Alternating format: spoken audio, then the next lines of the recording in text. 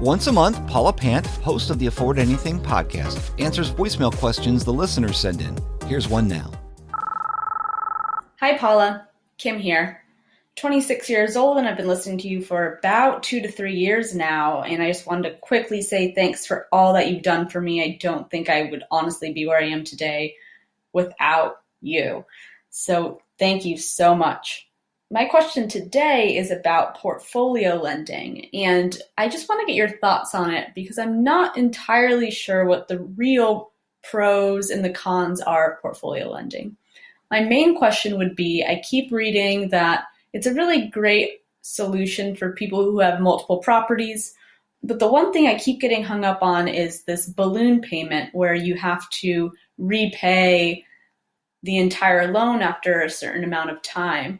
My question would really be, how would you qualify for a refinance if people who usually come to portfolio lenders in the first place are typically people who don't fit within the boundaries or don't qualify for normal loans? So how do you really repay all of that by refinancing?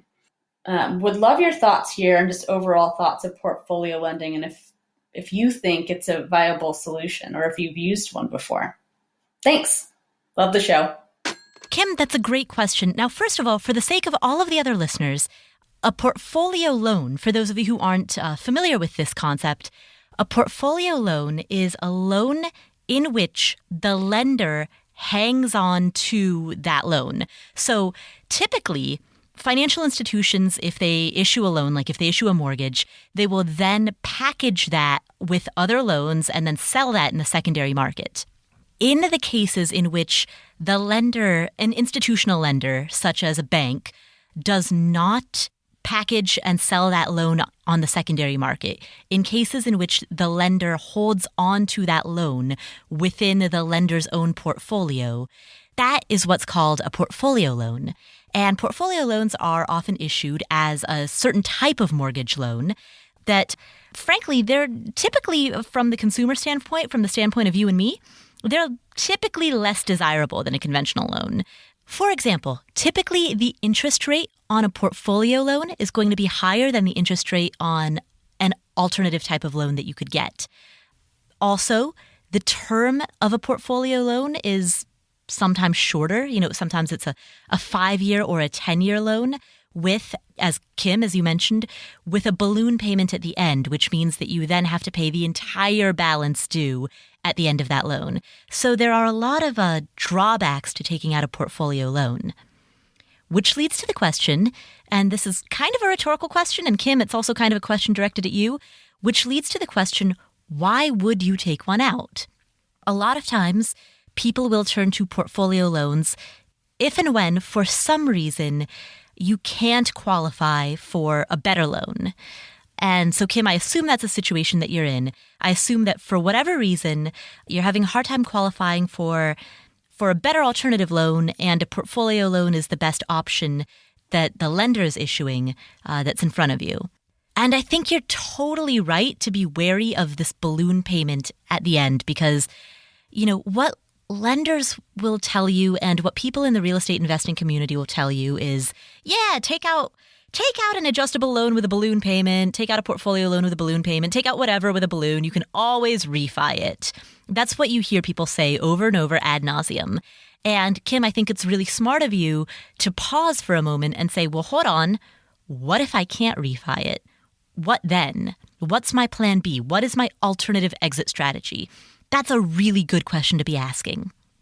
Now, there are a few reasons that people in the real estate community tell you that you will be able to refi it. Number one, people often believe that the value of the home will rise, and then once that value rises, you'll have sufficient equity within it that you become a more attractive candidate for a refi loan.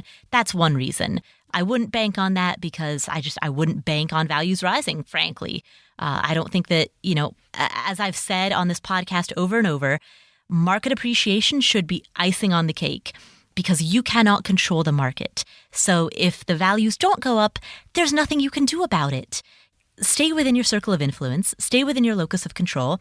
There are definitely things you can do about improving the quality of the property, renovating the property, creating better rental ads, taking better pictures, getting a better tenant in there, managing the tenants better. All of those things are within your circle of influence. They're under your direct control. You can't do jack about the broader economic market. So don't bank on the home value going up. If it does, that's awesome. It's icing on the cake, but don't base an investment strategy on something that is just that far outside of your control. And particularly don't base a short-term refi strategy on something that's that outside of your control. Now, that being said, if you plan on, for example, renovating the property and improving its value as a result of those renovations, that's referred to as forced appreciation. That is within your control. So that's a different story altogether. But I guess zooming back, I'm getting a little bit in the weeds here. Zooming back a little bit, pulling out and looking at this from a broader vantage point, I guess my question to you is, why are you interested in a portfolio loan, and under what criteria do you believe you would be able to refi the property in the future? Is it because you're banking on the value of the home going up? Is it because you think that you will be a better loan borrower candidate, because of some job situation or some income situation? Like, under what set of circumstances do you believe that you'll be eligible for a refi in the future, even though you're not eligible for that refi now? And if that set of circumstances is something that is very much within your control, then that's not a pure green light, but it's at least a yellow light, because at least you're staying within your circle of influence, and that's where you want to be. So that's kind of where I would start in terms of answering this question. The other thing that I would kind of encourage you to ask yourself is, what would you do if you can't refi the property? What's your plan B? What's your alternative? Would you sell it? And if you do plan on selling it, what if the value of the property is stagnant or worse, declines? Would you be okay with selling it at the same or less value if that's what you needed to do in order to avoid that balloon payment at the end? Could you renegotiate the loan? How likely is that of a possibility? Are you dealing with an institutional lender, or are you dealing with a private lender? Private lenders are often more willing to negotiate, but not always. But you at least have a bit more leeway there. I suppose this would not be considered a portfolio loan if it was coming from a private lender. But my broader point is, to ask yourself the question, what options do I have? What's my plan B and C and D? Can I renegotiate? Those are the questions that I'm kind of prompting you to think about. And I feel like this is turning into a long answer, and I hope it's not, it's a little like ping, ping, ping. I realize my brain is going a little bit all over the place in it. So let me kind of dial this back and package it this way. Taking out a loan in which you have a balloon payment at the end is a scary proposition, because you are then on the hook for making a massive payment that you most likely will not have the funds to be able to make. So if you choose to do that, have not only a plan A, but also a plan B, plan C, plan D, and plan Z. Have multiple plans for how you are going to deal with that situation if and when it does arise. And if you have multiple plans for how to deal with that, then under that set of circumstances, I think it's totally okay to get a portfolio loan. In fact, to answer part of your question, I have gotten one myself. Unfortunately, I didn't want to get one, but it was the only option that I had at the time.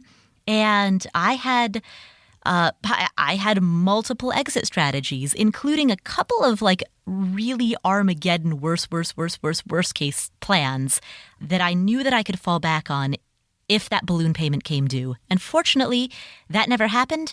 I took the portfolio loan, I refied after about a year, and everybody lived happily ever after. So everything worked out. But the only reason that I was comfortable taking that portfolio loan, and the only reason that I was able to sleep at night, was because I had multiple exit strategies.